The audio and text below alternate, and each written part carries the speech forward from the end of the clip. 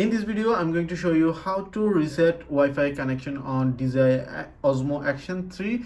It's also work on DJI Action 4. So this is Anis. Welcome back to another video. If you're new in my channel, please consider subscribe and hit the bell icon for my latest update. If you did already, thank you so much. So let's get started. As you can see, now I have DJI Action 3. Just turn on power. I already turn it on. Just swipe down from the top of screen. Then here is gear icon. Tap on gear icon and swipe up. As you can see, wireless connections.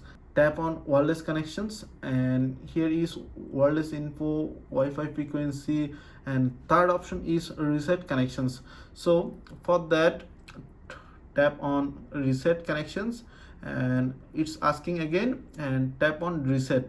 So it resetting Wi-Fi connection, so you can smoothly connect phone or other Bluetooth device or connection device, Wi-Fi device.